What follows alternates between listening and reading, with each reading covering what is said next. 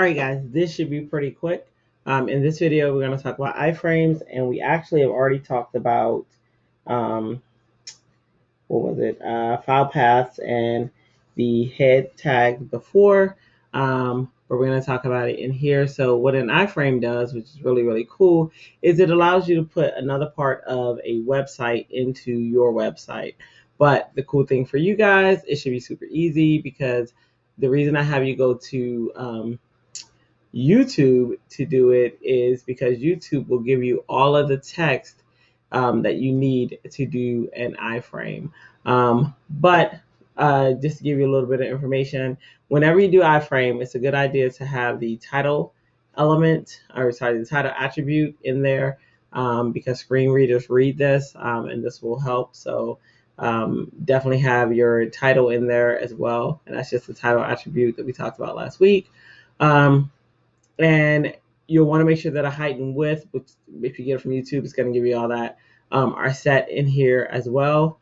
Otherwise, that's pretty much, you can put a border on an iframe, or you can take a border off of an iframe, and you can set a target link for an iframe. And all of that you can read up on W3 Schools. But for your project, let's say, let me go to YouTube real quick. I'm just going to go to my site. All right. So let's say you are doing a restaurant site. So I'm going to say I don't know, fried chicken. I have no idea what's going to come up, but we'll see. So let's say you're doing for a fried chicken recipe, and you need to and let's say you see this. Ugh, that was not appealing. Let's say you see this one, and so and you want to grab this one. If you copy that, I don't necessarily want to play it, but let's say you copy that. I don't know how good this recipe is. I've not seen it. Totally just doing this with you guys. All right, so if I click on share, and then I know you guys have done this before with the link, but if you click on this link that says embed, look at that. It gives you all of the code you need. In this is the width and the height. It also has the source, which is the link that you're going to read about when you read on W3 Schools. But everything that you need to insert this iframe into your, with the exception of the title, you'll have to add the title attribute. But everything else is here. So just hit copy. And then if you had a certain point that you wanted to start at, you just set it to start at whatever point you want. And then I'm going to bring that back over here. So now that I have it copied, I can set this iframe wherever I want. So I'm going to go into my section, and I'm going to set the iframe inside of my section tab, right? Remember I had that section area. So what I'm going to do here too, though, you can set an iframe in between paragraph tags if you want, and I actually prefer to do that just so that I can have it, because iframe is an inline element. So let me make sure of that before I tell you that. I think it's an inline element. I can't remember them all, but let me see. Yeah, it's an inline element. So I do the paragraph so I can make sure that it sits on its own paragraph. And even though I don't need it in this one, because I have it in the section, I just like to stay in good habits. So I'll put it inside of a paragraph. And if you guys see like how I do my videos in Blackboard, they're not a link. I actually just grab the iframe and put it inside of that. So sometimes the browser doesn't like when you put it in paragraphs, and as we're seeing in this one, it doesn't like it. So that's fine. So I'll just take it out. Yeah, these rules are changing all the time. So I just took it out. It didn't like it, so that's why. All right, so I'm going to save that. And if it doesn't like it, as you're going to see, we're going to go and we're going to validate our HTML. If the browser doesn't like it, it's going to spit that HTML back at us. So I comply. That's what I do. So I'm going to save this. And then now remember, we want to add the title attribute. So I can say title equals, I should have done July 4th. It would just make more sense. So in the title attribute, I can say image, no, video of how to prepare fried, or I can say video of fried chicken recipe.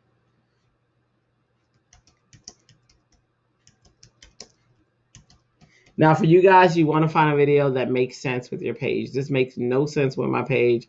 I don't even know why I chose that, but I don't want to take the time to go back and choose a July 4th one. But in my final video, I definitely will have that, so that I'm not steering you guys in the wrong direction.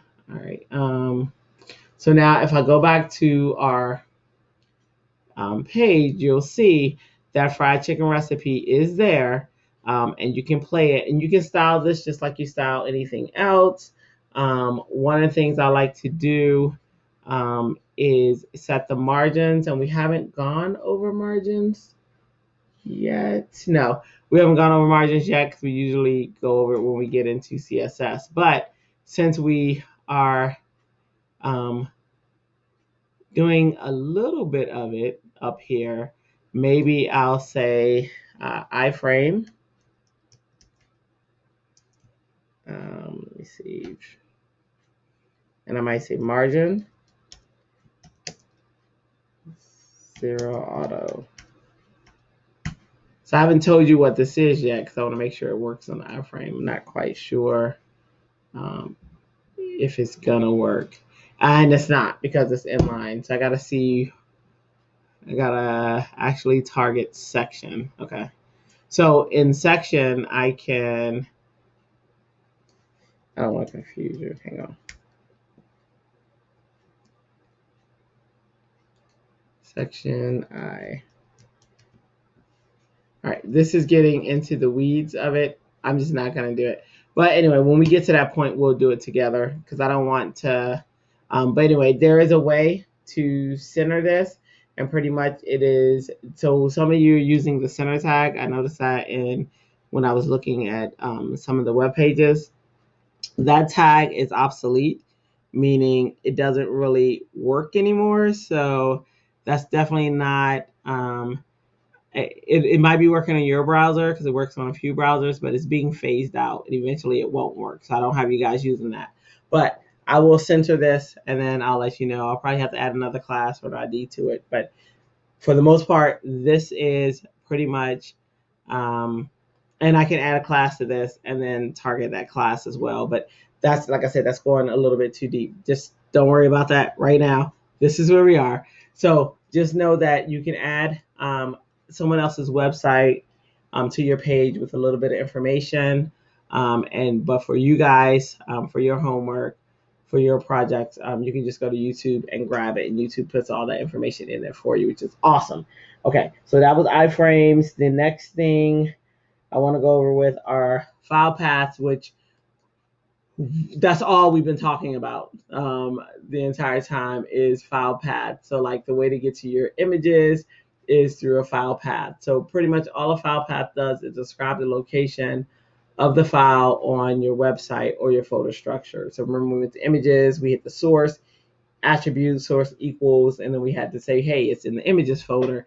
When you get the images folder, get to that. So that's pretty much what a file path is. We talked about absolute file paths, and those are the ones where they're taking you away from your site, where you need the entire URL. So those are the ones where you need the HTTP s colon / www,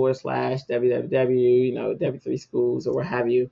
And then the relative paths are the paths that are inside of your website, like we just talked about, like your images folder and things like that. The stuff that sits in your local root folder are your relative paths. And that's it for paths. And we've talked about head.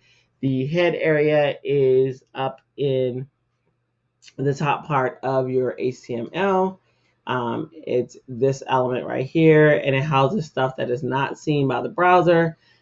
This stuff is pretty much for the browser itself, not to display for users who are coming to the site. And again, you already know it houses the title element, and the style element and the link element and the meta information. So that's the information that you're going to want to make sure that you are looking at. That's in the HTML head area. And another thing too, we're going to validate this page, and we're probably going to see some errors, and I'm hoping that we do. That's kind of like the goal. I do know one of the errors that we're going to see, and I almost corrected it, and I was like, nope, nope, nope. I want to make sure that I show you guys how to validate your page. All right, so I'm going to grab a blank page over here, and it has a web address, and I have the web address written down, but I want to show you guys how to search it just in case you can't remember what the web address is. So all I do is I type HTML, validator, and right here it comes up. And the first one that shows is W3C. Remember, they're the ones who write the Worldwide Web Consortium. They're the ones who write the rules for the browser. So let's click on that. And then what happens is you'll go to their markup validation service, which you're going to do next. Click on validate file by upload, and then you're going to choose your file. And then I'm going to go back to my desktop and find a path to make sure I'm in the right path. Where'd that folder go? I always lose it. It's so crazy. It's not my first web page. It is 15 week. Okay. And then I'm going to find where that it's in week 3. I put it in a week 3 folder. We are on week 4. All right. So I put it in the wrong folder. That's okay. So here I'm going to go to this folder, and then I'm going to choose check. Okay. And if you see yellow, I'm not super worried about. What I'm worried about is red. So I do have one red error talking to me. These are warnings saying that it doesn't really comply. So for instance, I knew that I was going to get this one, which was the language, because I purposely chose not to put the language English in there just so that I would get an error. And I got it. And then it's telling me that it's lacking the H2 and H6's, tags, which makes sense. But this video is for demo, so I don't have those in there. But yeah, when you do yours, you'll have yours.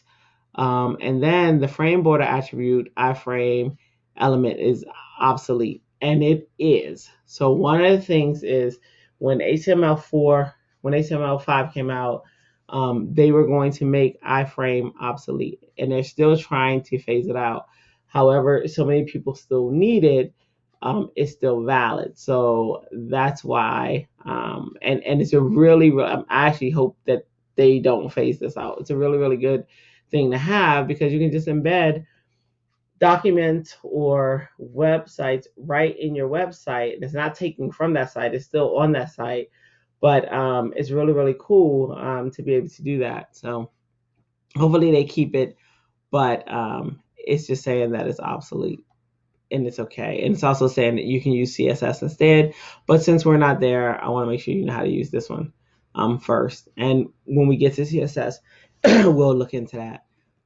It's in warning, of course, that it's lacking heading. So it is giving me some errors, and they're in yellow, and I can fix those by adding H2 tags and stuff like that, because we want green. So I'll probably fix this up, and then the next video, or by the time we have class, I will fix it. But for now, just know that that's there for you. It's there for you. It's so awesome. All right.